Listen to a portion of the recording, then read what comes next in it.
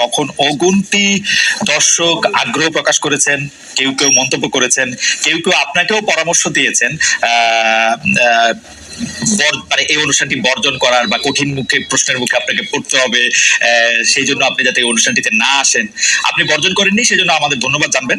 কিন্তু আপনার সঙ্গে যৌক্তিক আলোচনা করা যাবে তো? আমরা আপনাদের চিন্তা, দর্শন, রাজনীতি নিয়ে যা কিছু জানতে আমাদের আগ্রহ আছে, দর্শকদের আগ্রহ আছে, তা নিয়ে আমরা প্রশ্ন করতে পারবো তো? অবশ্যই। আপনাকে আপনাকে আপনাকে আপনাকে অনেক ধন্যবাদ। আমি প্রথমেই যে বিষয়টি আপনার সঙ্গে জানতে চাইবো যে আপনাদের সঙ্গে জামায়াতে ইসলামী রাজনৈতিক সমঝোতা, রাজনৈতিক ঐক্য, নির্বাচনী ঐক্য যখন দৃশ্যমান হতে চলেছে, তখন জামায়াতে ইসলামী নিয়ে আপনার 4-5 বছর আগের বক্তব্য সোশ্যাল মাধ্যমে বা ফেসবুকে বিশেষ করে ছড়িয়ে পড়েছে, যেখানে এমনও বক্তব্য আছে ইসলাম ধ্বংস করতে জামায়াতই যথেষ্ট, ক্ষমতায় এলে জামায়াত তাদের আকীদা চাপিয়ে দিতে পারে। এ নিয়েও আপনারা বিভিন্ন সময় আশঙ্কা প্রকাশ করেছেন। আমি দেখেই বলছি যে আপনি বলছেন, কোট করছি, 3 জিনিসের নাম, 3 জিনিস অর্থাৎ শিবির, বেয়াদব, 3 জিনিসের নাম শিবির, বেয়াদব, বেআমল এবং উচ্ছৃঙ্খল। এই 3 জিনিসের সমন্বয়ে শিবির হয়।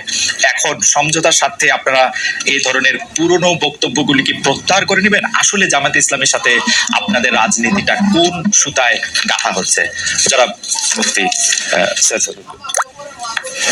মানুষের ধন্যবাদ, শুকরিয়া জ্ঞাপন করছি। প্রথমত আমাকে কেউ বর্জন করার জন্য বলে নেই যে আপনি এটা বর্জন করেন। আমার মেসেজ এরকম আমার কাছে আসে। তারপরে যে প্রশ্ন করেছেন যে আমাদের বক্তব্য জামাতের ব্যাপারে, সেই ব্যাপারে এখন আমরা যে অবস্থানে আসি না প্রত্যাখ্যান করছে, রোজাত করছি। দেখেন, জামাতও আমাদের ব্যাপারে অনেক বক্তব্য দিয়েছে। তাহলে দেওবন্দের ব্যাপারে, আহলে সুন্নাত ওয়াল জামাতের ব্যাপারে জামাতের অনেক বক্তব্য আছে। তাসাউফের ব্যাপারে জামাতের বক্তব্য আছে।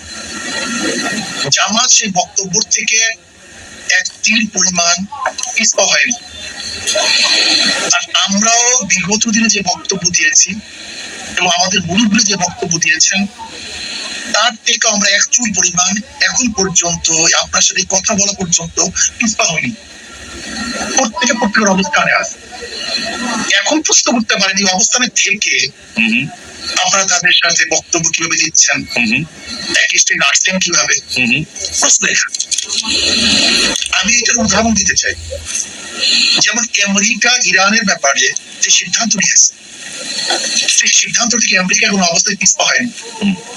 আবার ইরান আমেরিকার ব্যাপারে যে বড় শয়তান বলেছে, সেখান থেকেও কিন্তু ইরান কোনো অবস্থাতেই প্রচার করেনি, তার বক্তব্য প্রত্যাহার করেনি। কিন্তু তারপরে কোন এক কারণে কিন্তু তাদের মধ্যে একটা সমঝোতা হয়েছে।